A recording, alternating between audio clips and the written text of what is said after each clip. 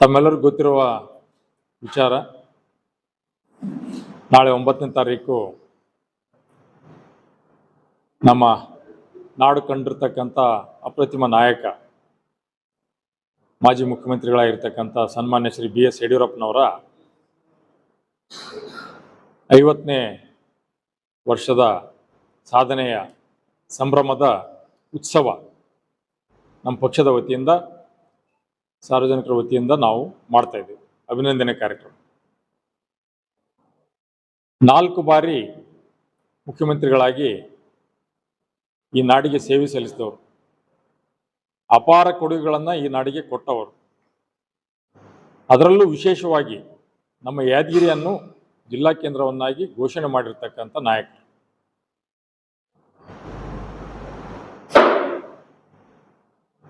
ಅಂಥ ನಾಯಕರ ಒಂದು 50 ವರ್ಷದ ಸಂಭ್ರಮದ ಅಭಿನಂದನೆ ಕಾರ್ಯಕ್ರಮಕ್ಕೆ ಅವರೊಬ್ಬ ಅಭಿಮಾನಿಯಾಗಿ ನಾನು ಮುಂಚೆಯಿಂದ ಹಲವು ಹುದ್ದೆಗಳನ್ನು ಅಲಂಕರಿಸಿದ್ದಾದರೆ ಅದು BS ಯಡಿಯೂರಪ್ಪನವರ ಆಶೀರ್ವಾದದಿಂದ. ನನಗೆ 2013ರಲ್ಲಿ ಟಿಕೆಟ್ ತಪ್ಪಿದಾಗ ಅವರು ನೇರವಾಗಿ ಹೆಲಿಕಾಪ್ಟರ್ ಮೂಲಕ ಯಾದಗಿರಿಗೆ ಬಂದಾಗ ನೇರವಾಗಿ ಮೊದಲು ನನ್ನ ಮನೆಗೆ ಬಂದು ನನಗೆ ಸಾಂತ್ವನ ಮಾಡಿ ಸಂತೈಸಿ ಅವ್ರ ಗಾಡಿಯಲ್ಲಿ ನಾನು ಕರ್ಕೊಂಡು ಪ್ರಚಾರಕ್ಕೆ ಹೋಗಿ, ಅದೇ ರೀತಿಯಾಗಿ 2018ರಲ್ಲಿ ಕೂಡ ನನಗೆ ಕೊನೆಯ ಗಳಿಗೆಯಲ್ಲಿ ಟಿಕೆಟ್ ತಪ್ಪಿದಾಗ ಕೂಡ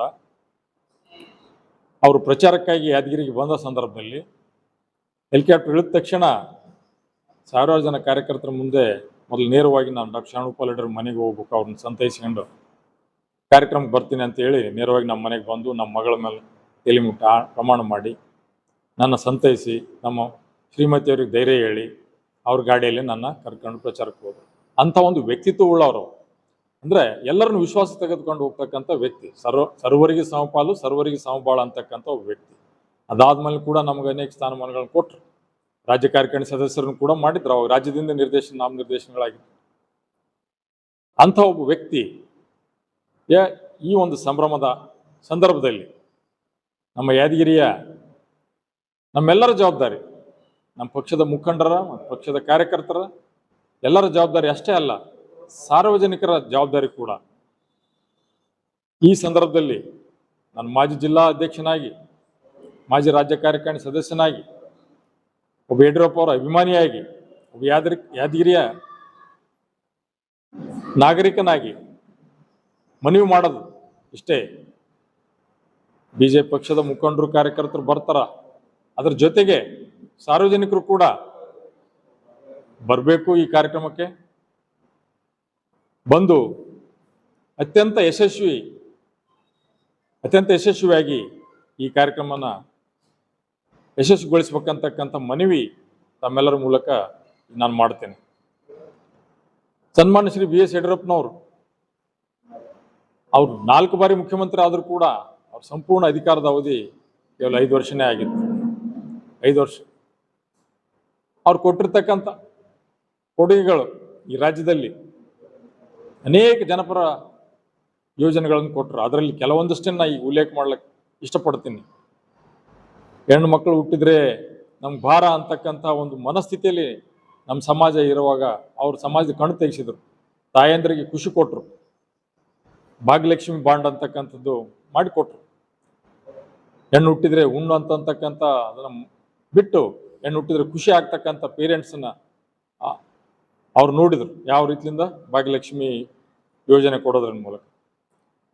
ವಯಸ್ಸಾಗ್ತಾ ಬಂತು, ಸಂಧ್ಯಾ ಅವಧಿಯಲ್ಲಿ ಅವ್ರ ಜೀವನದ ಸಂಧ್ಯಾ ಅವಧಿಯಲ್ಲಿ ನಾವು ಇದೀವಿ ಅಂತಂದ್ರೆ ಸಂಧ್ಯಾ ಸುರಕ್ಷಾ ಯೋಜನೆ ತಂದ್ರು, ಜಾರಿಗೆ ತಂದ್ರು. ಬಡ ರೈತರ ಸಾಲ ಮನ್ನಾ ಮಾಡಿದ್ರು. ಕೃಷಿಕರಿಗೆ ಪ್ರತ್ಯೇಕ ಬಜೆಟ್ ಮಂಡಿಸಿರ್ತಕ್ಕಂಥ ಕೀರ್ತಿ ಅವರು, ರೈತ ನಾಯಕರು. ರೈತರಿಗೆ ಅನೇಕ ಯೋಜನೆಗಳನ್ನು ಕೊಟ್ಟರು, ಉಚಿತ ಪಂಪ್ ಸೆಟ್ಟನ್ನು ಕೊಟ್ಟರು, ಸರಾಯಿ ನಿಷೇಧ ಮಾಡಿದ್ರು, ಲಾಟ್ರಿ ನಿಷೇಧ ಮಾಡಿದ್ರು. ಇವೆಲ್ಲ ಬಹಳ ದೊಡ್ಡ ದೊಡ್ಡ ಸಾಧನೆಗಳು. ಅದರಿಂದ ಕರ್ನಾಟಕದ ಜನತೆಗೆ ಬಹಳಷ್ಟು ಉಪಯೋಗಗಳಾಗಿದೆ. ನಮ್ಮ ಯಾದಗಿರಿ ಜಿಲ್ಲೆ ಉದಾಹರಣೆಗೆ ಎಷ್ಟು ವರ್ಷದಿಂದ 3-4 ದೇಶಗಳಿಂದ ನೆನೆಗುದಿಗೆ ಬಿದ್ದಿತ್ತು.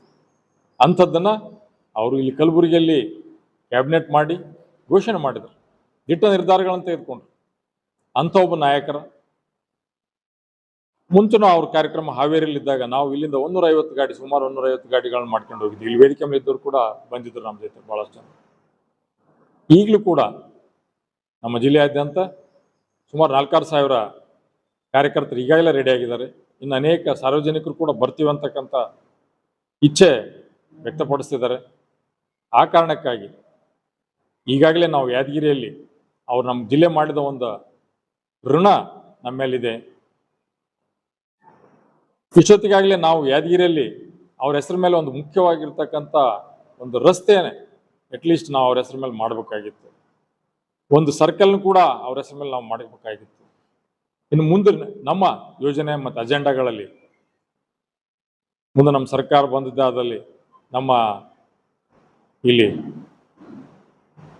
ನಗರಸಭೆಯ ವತಿಯಿಂದ ಕೂಡ ನಾವು ಈ ಎಲ್ಲ ಯೋಜನೆಗಳನ್ನು ಅವ್ರ ಹೆಸರ ಮೇಲೆ ಒಂದು ಮುಖ್ಯವಾದ ಬೀದಿ, ರಸ್ತೆ, ಒಂದು ಸರ್ಕಲ್ ಮಾಡ್ಬೇಕಂತಕ್ಕಂಥ ಸಂಕಲ್ಪ ನಾವು ಹೊಂದಿದ್ದೇವೆ. ಹೀಗಾಗಿ ಅವರಿಗೆ ಈ ಒಂದು ಕಾರ್ಯಕ್ರಮದಲ್ಲಿ ಸ್ವಲ್ಪ ಬದಲಾವಣೆ ಆಗಿದೆ. ಮೊದಲಿಗೆ 9ನೇ ತಾರೀಕು ಬೆಳಗ್ಗೆ ಇರ್ತಕ್ಕಂಥ ಕಾರ್ಯಕ್ರಮ ಸನ್ಮಾನ್ಯ ಶ್ರೀ ನಮ್ಮ ಕೇಂದ್ರ ಗೃಹ ಸಚಿವರಾಗಿರ್ತಕ್ಕಂಥ ಸನ್ಮಾನ್ಯ ಶ್ರೀ ಅಮಿತ್ ಶಾಜಿ ಅವರು ಈ ಕಾರ್ಯಕ್ರಮಕ್ಕೆ ಆಗಮಿಸಲಿದ್ದಾರೆ. ಮುಖ್ಯ ಅತಿಥಿಗಳಾಗಿ, ಉದ್ಘಾಟಕರಾಗಿ ಅವರು ಆಗಮಿಸಲಿದ್ದಾರೆ. ಅವರ ಒಂದು ಅಲ್ಲಿ ಪಶ್ಚಿಮ ಬಂಗಾಳದ ಒಂದು ಮುಖ್ಯಮಂತ್ರಿಯ ಪದಗ್ರಹಣ ಸಂದರ್ಭ ಇದ್ದ ಕಾರಣಕ್ಕೆ ಸ್ವಲ್ಪ ವೇಳೆ ವ್ಯತ್ಯಾಸ ಆಗಿದೆ. ಮಧ್ಯಾಹ್ನ 4 ಗಂಟೆಗೆ ಅವರು ಬರೋರಿದ್ದಾರೆ. ಬಟ್ ನಮ್ಮ ಕಾರ್ಯಕ್ರಮ ಮಧ್ಯಾಹ್ನ ಅವ್ರು ಬೆಳಗ್ಗೆ 10 ಗಂಟೆಗೆ ಪ್ರಾರಂಭವಾಗುವ ಕಾರ್ಯಕ್ರಮ ಮಧ್ಯಾಹ್ನ 2 ಗಂಟೆಗೆ ಪ್ರಾರಂಭ ಆಗ್ತದೆ. 4 ಗಂಟೆಗೆ ಸನ್ಮಾನ್ಯ ಶ್ರೀ ಅಮಿತ್ ಶಾಜಿ ಅವರು ಚಾಲನೆ ನೀಡಲಿದ್ದಾರೆ. ಆ ಕಾರಣಕ್ಕಾಗಿ ಕಾರ್ಯಕ್ರಮದಲ್ಲಿ ಸ್ವಲ್ಪ ವ್ಯತ್ಯಾಸ ಇದೆ. ಮತ್ತು ಕಾರ್ಯಕ್ರಮದ ಅಧ್ಯಕ್ಷತೆಯನ್ನು ನಮ್ಮ ಸನ್ಮಾನ್ಯ ಶ್ರೀ ಚಿತ್ರದುರ್ಗದ ಸಂಸದರು, ಮಾಜಿ ಉಪಮುಖ್ಯಮಂತ್ರಿಗಳಾಗಿರ್ತಕ್ಕಂಥ ಸನ್ಮಾನ್ಯ ಶ್ರೀ ಗೋವಿಂದ ಕಾರಜೋಳಜಿ ಅವರು ಅಧ್ಯಕ್ಷತೆ ವಹಿಸಲಿದ್ದಾರೆ. ಈ ನಾಡಿನಲ್ಲಿರ್ತಕ್ಕಂಥ ಎಲ್ಲ ಹರಗುರುಚರ ಮೂರ್ತಿಗಳು ಈ ಸಮಾರಂಭದಲ್ಲಿ ಖುದ್ದು ಹಾಜರಿದ್ದು ಅವರಿಗೆ ಆಶೀರ್ವದಿಸಲಿದ್ದಾರೆ ಸನ್ಮಾನ್ಯ ಶ್ರೀ BSY ಅವರಿಗೆ. ಹಾಗೆ ನಮ್ಮ ಎಲ್ಲ ಕಾರ್ಯಕರ್ತರು, ಯುವ ಮೋರ್ಚಾ ಕಾರ್ಯಕರ್ತರು ಪ್ರತಿ ಜಿಲ್ಲೆಯಿಂದ ನಾಳೆನೇ ಹೋಗ್ತಾ ಇದ್ದಾರೆ. ಅಲ್ಲಿ ಕಾರ್ಯಕ್ರಮದಲ್ಲಿ ಭಾಗಿಯಾಗಿ ಎಲ್ಲ ಸಂಘಟನೆ ಚೆನ್ನಾಗಿ ಆಗ್ಬೇಕು ಅಂತಕ್ಕಂಥ ಪೂರ್ವನಿಯೋಜಿತ ಕೆಲಸ ಕಾರ್ಯಗಳಲ್ಲಿ ತೊಡಗಿಕೊಳ್ಳಲು ಉತ್ಸುಕರಾಗಿ ನಮ್ಮೆಲ್ಲ ಕಾರ್ಯಕರ್ತ ಪಡೆ ಹೋಗ್ತಾ ಇದೆ. ನಾವು ಕೂಡ ಹೆಚ್ಚಿನ ರೀತಿಯಿಂದ ನಮ್ಮೆಲ್ಲ ಮುಖಂಡರು ಮತ್ತು ಕಾರ್ಯಕರ್ತರು ನಾವೆಲ್ಲರೂ ಕೂಡ ಹೋಗಿ ಅವರಿಗೆ ಅಭಿನಂದನೆ ಸಲ್ಲಿಸಿ, ವಿಶೇಷವಾಗಿ ನಮ್ಮ ಯಾದಗಿರಿ ಜಿಲ್ಲೆಯಿಂದ ಅಭಿನಂದನೆಗಳನ್ನು ಸಲ್ಲಿಸೋದು ನಮ್ಮೆಲ್ಲರ ಆದ್ಯ ಕರ್ತವ್ಯವಿದೆ. ಆ ಕರ್ತವ್ಯವನ್ನು ನಾವೆಲ್ಲರೂ ಕೂಡ ಪೂರ್ತಿ ಮಾಡ್ತೀವಿ ಅಂತಕ್ಕಂಥ ಈ ಸಂದರ್ಭ ನಮ್ಮ ಮುಂದೆ ನಾನು ಹೇಳಕ್ಕೆ ಇಷ್ಟಪಡ್ತೀನಿ. ನಮಸ್ಕಾರ.